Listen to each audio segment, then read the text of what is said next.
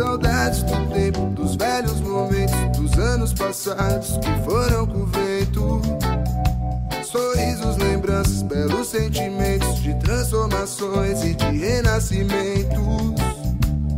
Praias, viagens pela madrugada, nossa rotina era o pé na estrada. Sempre feliz e sem pensar em nada.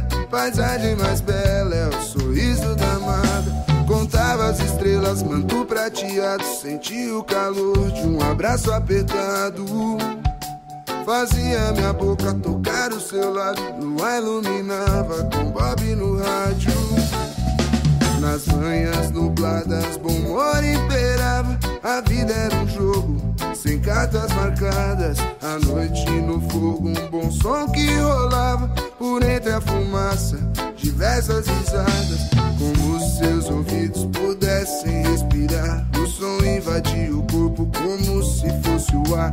O som tomava forma, sensação de bem-estar. Momentos de magia, muitas formas para amar. Marcas de batom na borda de um copo plástico. Peito, euforia, abraços e sofás. Com desconhecidos seguia criando laços. Transpirava alegria, era dona dos seus passos. Consciência admirável como as tintas de uma tela.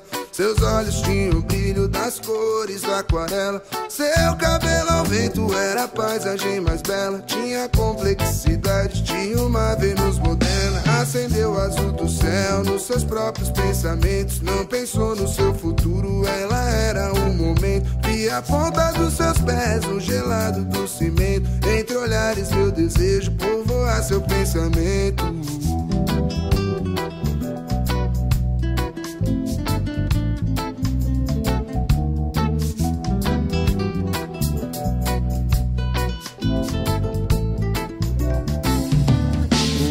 Seus ouvidos pudessem respirar. O som invadia o corpo como se fosse o ar. O som tomava forma, sensação de bem-estar. Momentos de magia, muitas formas para amar.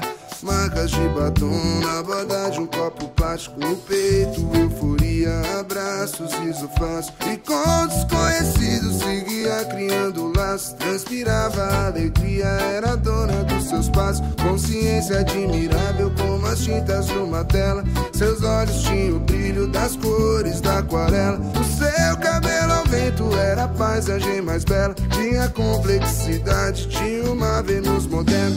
Acendeu o azul do céu nos seus próprios pensamentos. Não pensou no seu futuro, ela era um momento. Via a ponta dos seus pés no gelado do cimento. Entre olhares meu desejo povoar seu pensamento.